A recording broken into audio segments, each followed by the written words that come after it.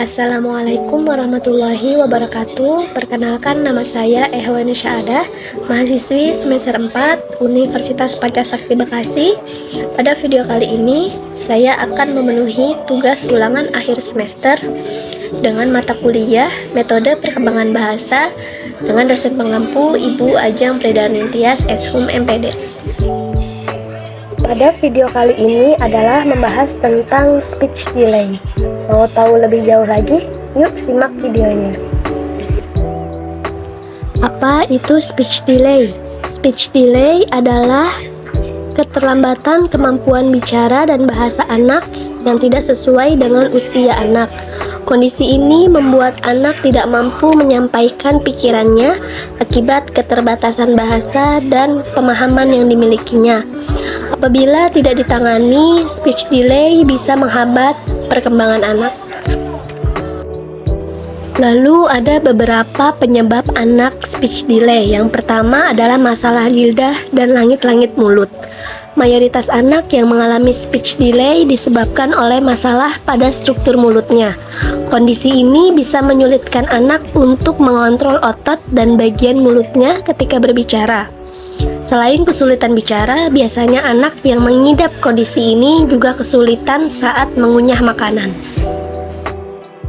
Penyebab berikutnya adalah gangguan mengendalikan gerakan. Apraksia adalah gangguan neurologis yang memengaruhi kemampuan seseorang untuk mengendalikan gerakan. Penyebabnya adalah kelainan pada otak atau cedera.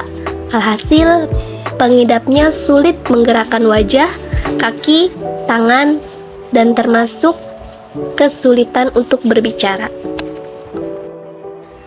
Penyebab anak speech delay berikutnya adalah gangguan pendengaran. Infeksi telinga yang menyebabkan gangguan pendengaran juga bisa menyebabkan speech delay. Kondisi tersebut membuat anak kesulitan memahami pembicaraan di sekitarnya dan suara dirinya sendiri, alhasil mereka tidak mampu memahami kata-kata maupun menirukannya. Berikutnya adalah bentuk mulut yang tidak sempurna.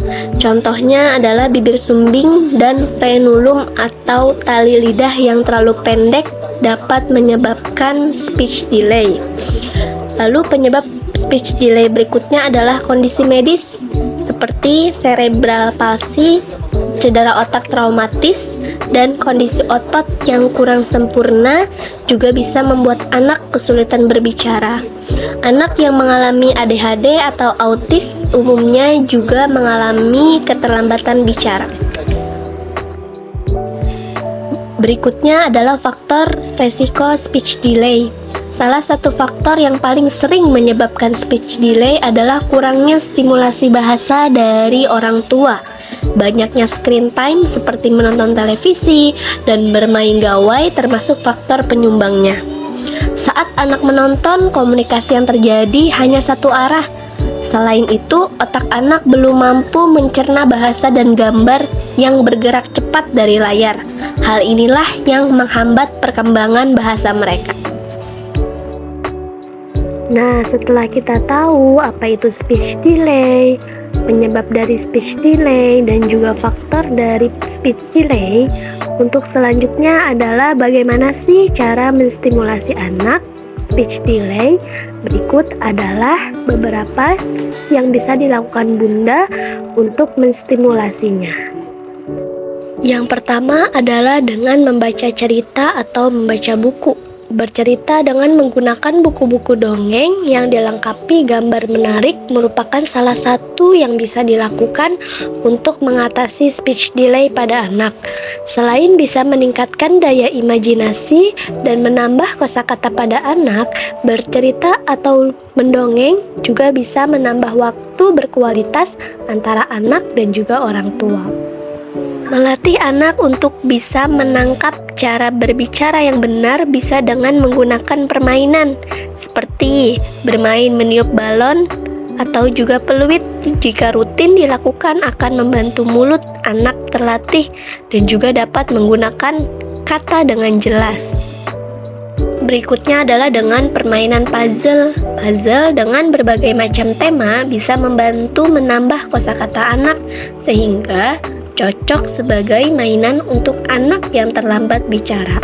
Saat bermain, menyusun puzzle bersama anak sambil menyebutkan gambar apa saja yang ada di puzzle tersebut, misalnya puzzle hewan, tumbuh-tumbuhan, kendaraan, dan lain-lain.